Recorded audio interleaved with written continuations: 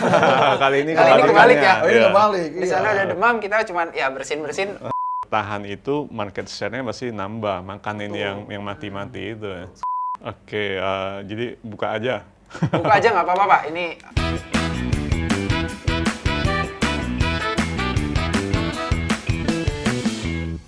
Halo teman-teman, balik lagi sama saya Henry Kogani, investment analyst dari Stockbit di acara Stockbit Talk. Kali ini masih dengan narasumber yang sama, dua Stockbiter luar biasa kita, Pak Tom Hardy dan Pak Riki. Kali ini kita bakal ngebahas tentang makroekonomi nih. Kalau kita perhatikan sekarang kan global nih ya, lagi ketar-ketir nih ya, inflasi lagi tinggi. Katanya ada yang bilang mau resesi, terus udah gitu China juga lagi lockdown nih karena COVID lagi. Kita bakal bahas itu, apa sih dampaknya ke IHSG kita. Kita mulai aja langsung ya. Saya mau tanya pandangannya dulu nih dari Pak Riki dan juga Pak Tom nih. Kira-kira dengan kondisi global nih ya, sekarang ini kita tahu US inflasi tinggi. Terus UK juga, Jerman nyusul gitu kan. Inflasi kita mulai naik nih walaupun masih terkendali. China lockdown gitu ya. Katanya itu bisa menyebabkan perlambatan GDP dan pastinya global GDP gitu kan ya. Kira-kira dampaknya ke kita gimana nih? Kalau kita ngeliat Dow udah jatuh nih, udah gugur. IHSG kira-kira bakal tumbang juga atau enggak nih? Kalau saya mulai dari Pak Tom, gimana Pak? Trade balance Indonesia kan all time high ya. Itu berarti bahwa dari sisi ekspor kita jauh di atas impornya. Nah, Indonesia ini tertolong karena sektor komoditas, terutama CPO sama batu bara.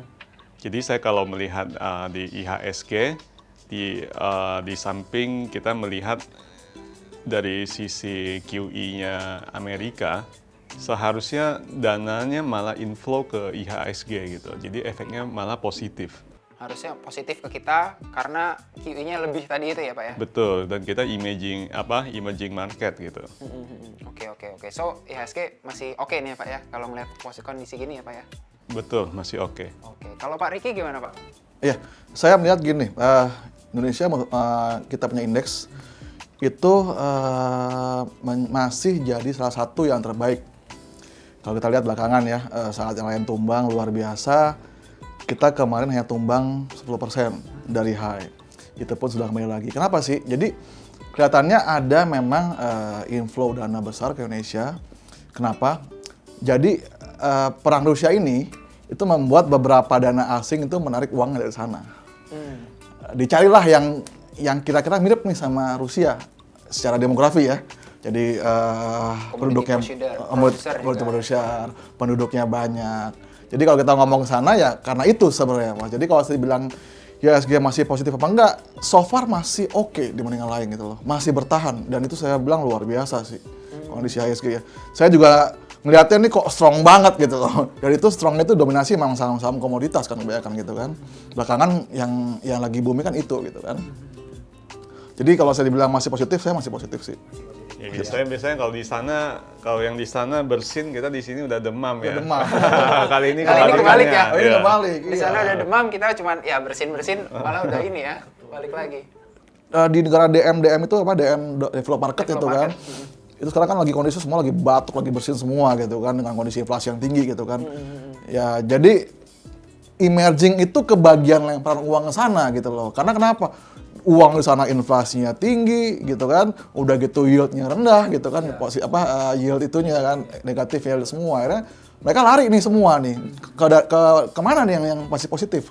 Kebetulan Indonesia termasuk yang positif sih.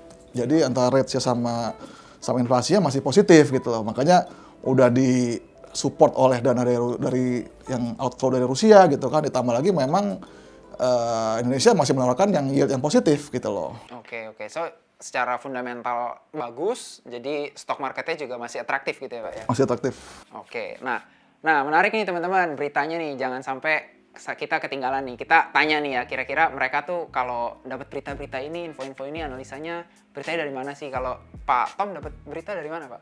Oke, saya sumber beritanya ada beberapa. Kalau misalkan kayak komoditas, saya biasa langsung submit ke sektor yang bersangkutan.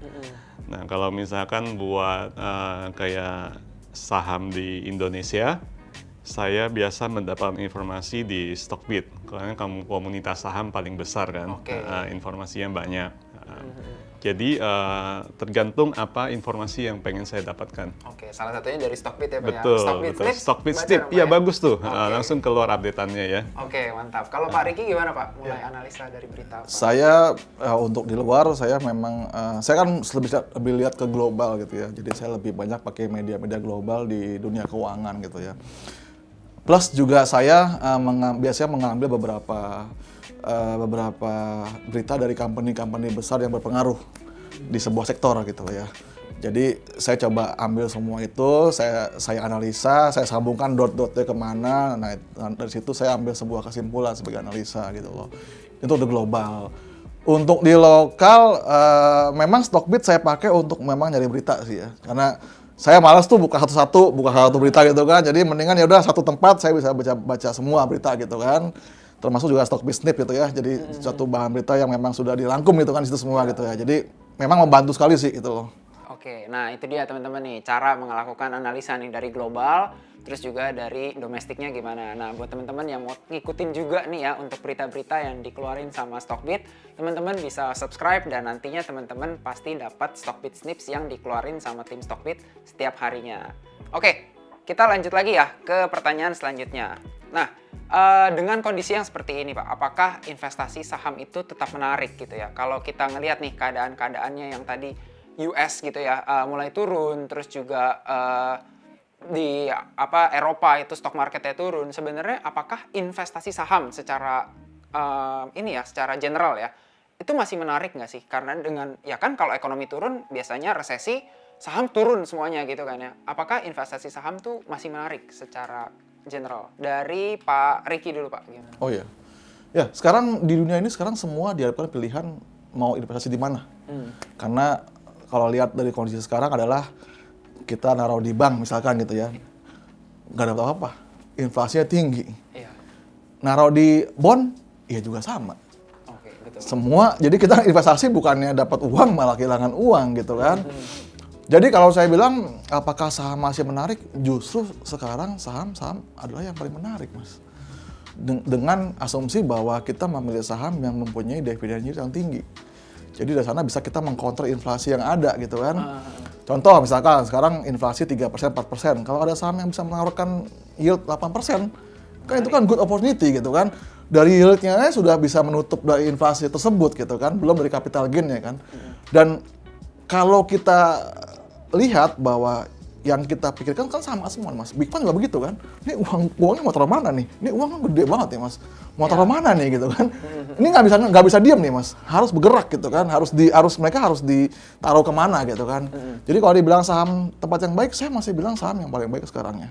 Oke, Nanti dengan kondisi seperti ini. Kondisi seperti ini, tentunya dengan saham-saham yang punya value yang bagus gitu ya, dengan Ya. dividen yang tinggi. Jadi bukan saham sembarangan lagi nih, bukan saham-saham yang nggak mampu laba lagi nih. Makanya saya bilang tadi, semua akan kembali ke kewarasan. Jadi saham pun juga jangan asal pilih gitu loh. Jadi jangan saham-saham yang nggak mampu laba. Ini eranya udah lewat nih. Cheap money udah lewat nih. Sekarang uangnya udah ada cost-nya nih gitu kan. Iya, betul. Cost of fund-nya udah ada Udah nggak nih. nol lagi ya, Udah sama di Amerika. nggak nol lagi gitu loh. Oke, wah, menarik nih. Kalau Pak Tom gimana Pak pandangannya? Saham masih menarik nggak Pak? Nah, kalau bicara tentang investasi itu kan sesuatu yang dinamis ya, yang berubah-ubah terus. Tapi kalau melihat situasi sekarang dalam konteks buat menjaga nilai aset kita jangan tergerus inflasi, saya melihat saham masih yang terbaik. Oke, kenapa tuh Pak masih terbaiknya? Kalau buat hedging kan kita opsinya kan adalah emas, tanah, Ya. dan aset-aset komoditas kan. Nah, kalau emas kan dia liquid. Iya. Oke, tapi kan dia tidak ada nilai ekonomis. Tidak ada sesuatu yang Iya. diproduksi dari itu kan. Nah, kalau misalnya tanah itu jelas tidak liquid. Tapi kalau misalnya buat pemakaian pribadi atau memang hobinya di sana, ya itu pilihan yang bagus juga. Tapi kalau kita misalkan mau liquid sama belinya sesuai dengan kemampuan kita, komoditas opsi yang ada yang visible ya di saham gitu. Oke, berarti ya buat teman-teman yang belum tahu liquid itu artinya mudah untuk diperjualbelikan tanpa penurunan harga yang signifikan. Ya kalau kita beli saham, kenapa liquid? Karena kita bisa langsung jual sahamnya, kita langsung bisa pegang cash-nya. Dan kalau tadi Pak Tom bilang, dalam jumlah yang kita inginkan karena kita beli suatu perusahaan tapi sesuai dengan kemampuan kantong kita ya Pak ya. Betul. Jadi kalau kita mampunya 10 juta ya kita bisa beli 10 juta. Nggak harus beli the whole company yang harganya mungkin miliaran atau triliunan gitu. Dan juga praktis kalau misalnya situ beli kontrak batu bara, entar dikirimin loh ke alamatnya. Oke, nggak bisa ya. Mending di mana batu bara? Iya, betul. Kalau saham udah disimpenin sama bursa, sama KSE gitu ya. Iya. Gitu. Oke, belinya juga gampang. Kalau teman-teman pakai Stockbit, tinggal keluarin handphone, tinggal pencet buy sell itu langsung ada jadi aset punya kalian gitu. Oke, selanjutnya. Pertanyaan selanjutnya yang pengen saya tekankan adalah pasar saham Indonesia. Dengan tadi yang udah disebut Pak Tom, trade balance kita all time high gitu ya. Harga komoditas juga tadi udah disinggung sama Pak Riki, harga komoditas tinggi diuntungkan sama menguntungkan Indonesia gitu ya sebagai commodity producer gitu. Kalau melihat sekarang ini nih Pak gitu ya, inflasi terjaga, suku bunga juga ya masih ditahan walaupun GWM dinaikkan gitu ya. Kira-kira nih, ini peluang kita nggak nih dengan penurunan kemarin Mei turun gitu ya, walaupun sekarang udah mulai naik lagi gitu. Kira-kira masih menjadi peluang nggak nih untuk kita buy on weakness gitu ya ketika melemah gitu? Dari Pak Riki dulu Pak. Iya.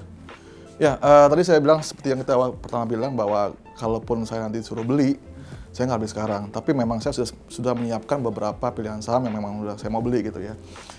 Ya tadi seperti apa sahamnya tadi Mas yang bilang Mas, saya nyari saham yang memang mempunyai arus kas yang tinggi, mampu laba dan bisa ngasih dividend yield tinggi gitu kan.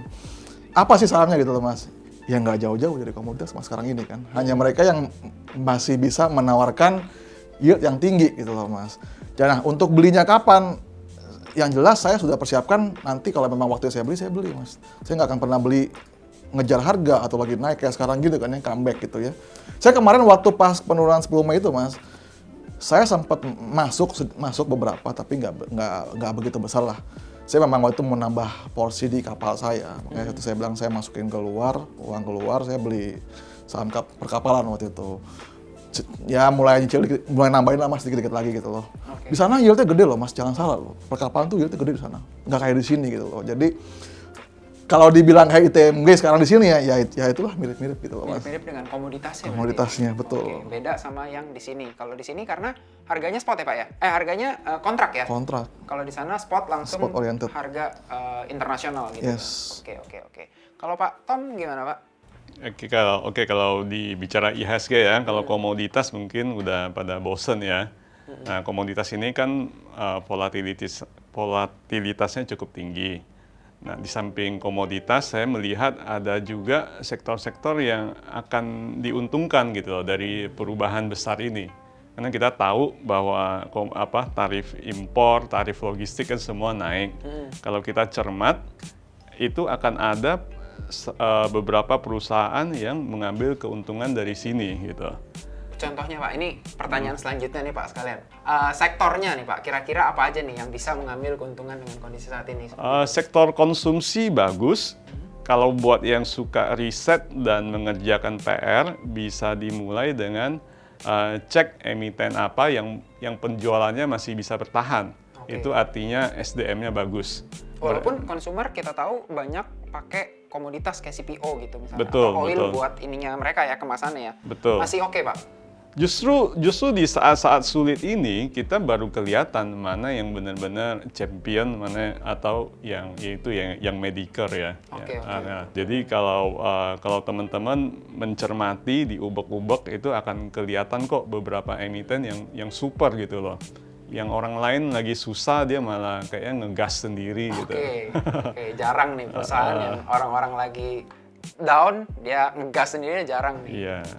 Ada lagi nggak Pak selain tadi komoditas ya yang pastinya consumer? Ada lagi Pak kira-kira yang masih menarik? Sementara saya interestnya di dua ini sih. Dua watch ini, Betul. lagi nge-watch dua Betul. sektor ini ya. Iya. Kalau Pak Riki, komoditas ya Pak ya tadi pasti ya. Terus apa lagi Pak? Memang dari 2 tahun lalu memang saya sudah heavy di komoditas. Tapi sekarang saya lagi coba untuk mendiversifikasi ke sektor yang baru gitu ya, untuk membalancing. Nah, saya memang akan bertahap masuk ke sektor-sektor yang kayak consumer goods gitu ya. Tapi saya cari saham yang memang tahan banting Mas. Gimana sih tahan bantingnya? Ya tadi saya pernah cerita sama Mas, saya akan cari saham yang satu punya yield tinggi juga. Kedua, saya juga cari saham yang kinerjanya mampu menghasilkan MPM tinggi, Mas. Jadi kalau ada guncangan lagi nanti, dia masih punya bumper nih, Mas, gitu. Iya. Contoh misalkan saya ambil saham A nih gitu ya. Kalau memang saham A ini nanti NPM-nya misalkan 20-30% itu bakal jadi bargain buat saya, Mas. Artinya kalau something happen pun mereka masih bisa survive nih, Mas, bertahan gitu kan. Apalagi kalau misalkan nanti ekonomi tambah reopen nih, Mas. Bagaimana kinerja mereka saat memang lagi jatuh aja mereka masih bisa menahan margin. Nanti begitu reopen, Mas, Bisa expand lagi malah. bisa expand lagi. Biasa gitu yang loh. yang bertahan itu market share-nya pasti nambah, makanya Betul. yang mati-mati itu. Sekarang posisinya ini, Mas, kalau COVID ini saya bilang sama karyawan saya, masih saya punya usaha, the winner is the survival, Mas. Jadi yang bertahan adalah yang menang nih, Mas. Karena kenapa? Nanti semua orang ini yang nggak kuat nih, Mas, kan akan mati nih, Mas, dengan sendirinya gitu kan. Nanti orang yang bertahan adalah orang yang mengambil market share itu nanti ya, Mas, gitu, Mas. Jadi makin besar gitu kan, makin berkuasa gitu loh. Oke, wah ini menarik nih teman-teman ya. Dua-duanya punya pandangan yang sama. Nah, ini jadi ngelit saya ke satu pertanyaan lagi. Kira-kira apa nih emiten yang tadi kuat goncangan, profit marginnya besar, kira-kira apa boleh nggak nih di-share ke teman-teman stockpicker lainnya yang lagi di-watch lah gitu sama Pak Riki sama Pak Tom gitu. Yang lagi di-watch kira-kira apa nih yang kayaknya menarik nih, boleh dilakukan riset lagi nih sama teman-teman di rumah. Ada nggak? Kalau Pak Tom ada nggak, Pak? Oke, jadi buka aja. Buka aja nggak apa-apa, Pak. Ini Oke. Bapak bebas, Pak. Ada. Kan ini bukan rekomendasi ya, teman-teman ya. Anyway, ini merupakan sharing buat nambah pengetahuan. Jadi saham apapun yang dibahas di sini, teman-teman harus lakukan analisa sendiri lagi. Jangan langsung beli apa yang kita omongin di sini tanpa analisa lebih lanjut gitu. Nggak apa-apa, Pak. Santai aja. Ada dua emiten yang masuk watchlist saya, sebenarnya udah mulai saya koleksi juga. Oke, satu adalah HMSP. Oke, HMSP rokok ya. karena dia lagi mencoba develop, udah masuk market malahan. Dan penerimaannya cukup bagus gitu loh. Develop apa nih, Pak? Produk IQOS gitu. Oh, oke. Yang Rokok ini ya, yang di elektrik ya. betul, yang bahkan menyasar non perokok. Oke. Oke, itu satu. Yang kedua adalah Ultra Jaya karena perusahaan itu memiliki ekspansi dari hulu ke hilir. Terutama hulunya ya, dia nambah sapinya banyak bener. Oke, dia nambah sapi banyak banget. Jadi mungkin bisa memproduksi susu lebih banyak ya, Pak, ya. Iya. Oke, kalau Pak Riki apa, Pak, yang lagi di watch, Pak? Ya, saya mungkin ada watchlist satu yang mungkin saya akan tambah posisinya gitu ya. Saya udah punya sebenarnya, tapi saya akan tambah posisinya itu BTPS, banking. Karena banking itu kan inline sama ekonomi ya. Kemana ekonomi akan berjalan, dia akan inline gitu kan. Dan BTPS kalau boleh dilihat, Mas boleh compare dengan other bank gitu ya. Dengan komposisi modal yang sama, itu earning power-nya tinggi banget. Coba cek aja lah, dia bisa ngasihkan laba misalnya 1,6 triliun ya. Cuman dengan aset 20 triliun, masalah. Saya nggak salah ya, Mas ya. Saya lupa gitu ya. Bayangkan, coba cari bank yang sama, Mas, dengan bank lain yang menghasilkan laba segitu. Butuh aset berapa, Mas, untuk hasil laba segitu. Itu yang saya lagi watching list juga, mau tambah. Yang kedua, saya lagi mau take position. Sebenarnya udah take position, cuma sedikit sih, Mas. Baru dikit lagi mulai nyicil ya, sedikit. Itu Delta. Oke, Delta bir berarti ya. Bir. Itu marginnya 30%, Mas. Jadi dengan kondisi sekarang aja, dia bisa menahan margin sampai 30%. Apalagi nanti dengan kondisi ekonomi reopen gitu ya. Kalau nggak salah, sekarang pun dia masih dinilai lebih murah dari pas lagi waktu zaman dia masih jadi champion ya, Mas ya. Dulu valuasi itu kalau nggak salah bisa sampai 30 sampai 35 kali laba gitu loh, Mas. Sekarang masih 12 kali laba, 16 kali laba lah. Oke, valuasinya masih rendah ya berarti. Buat ya? saya sih masih oke. Apalagi juga dia biasanya dia sama kayak MLBI, Mas. Kalau bagi dividen tuh semua dibagiin. Jadi udah pasti yield-nya lumayan gitu kan. Yang ketiga, saya perusahaannya, ini anak perusahaannya Mas Tom suka nih, Ultra Jaya. Saya lagi ngincer Campina. Ya, Campina. Oh, masih Iseng-iseng lah, Mas, orang makan es krim. Anak saya kan suka makan es krim tuh gitu kan. masih satu keluarga. Atau keluarga gitu kan. Saya lihat Campina itu sebenarnya satu, kita bakal reopen tadi, Mas. Secara misalkan kita ngomong pariwisata ya. Nah, yang namanya gitu kan orang pasti makan es krim, jajan gitu kan, iseng-iseng makan es krim. Panas nih kayaknya cari es krim. Yang nomor dua, Mas, coba Mas lihat posisi cash-nya sekarang berapa. Betapa besar dia cash ya, Mas. Artinya benar-benar dia perusahaan yang benar-benar menumpuk cash saat lagi susah kemarin ya Mas. Artinya benar-benar dia bikin bumpernya luar biasa Mas. Jadi kalau nggak salah tuh sepertiga atau setengahnya lah Mas cash dari cap-nya gitu ya. Oke. Itu bentuk cash dan no debt. Oke, no debt, Free cash-nya debt. banyak ya. Cashnya banyak. Jadi waktu nanti reopen pasti ekspansinya kan nggak susah gitu ya. Mereka bisa, ya entah itu bisa buat ekspansi atau nanti dibagi dividen juga. Tahun lalu kalau nggak salah dia juga bagi dividen hampir full Mas, semua labanya. Oke, DPR hampir 100% ya? Persen. Saya memang penikmat dividen sih Mas. Iya, dividen kadang memang menjadi menarik ya, karena kan selagi kita nunggu harga sahamnya diapresiasi, kita dapat kayak uang jajan ya. Ongkos nunggunya Mas lah. Ongkos nunggunya. Betul. Iya, ongkos nunggunya kita saat nunggu saham naik gitu kan. Oke, tadi nih teman-teman ya, view tentang makroekonomi kita. Jadi menarik banget ya sebenarnya ya kalau kita ngomong makroekonomi yang luas gitu ya, apalagi kalau kita ngelihat market US kebakaran, terus udah gitu inflasinya tinggi, market Eropa juga sama. IHSG gimana nih kira-kira nih? Tadi kita udah bahas nih semuanya sama Pak Riki, sama Pak Tom. Kita akan masuk ke segmen selanjutnya, yaitu bahas tentang stereotype gitu. Jadi kita akan kasih 3 stereotype gitu ya yang akan kita ajukan ke Pak Riki dan Pak Tom gitu. Dan kayak biasa kita bakalan tanya lagi nih gimana pendapat mereka tentang stereotype itu. Nah, yang pertama ini nih Pak. Jadi adalah tentang makroekonomi gitu. Jadi ketika ekonomi Amerika mengalami resesi, pasar saham seluruh dunia itu termaksud Indonesia pasti ikutan turun gitu, atau ya inilah ya merah gitu ya.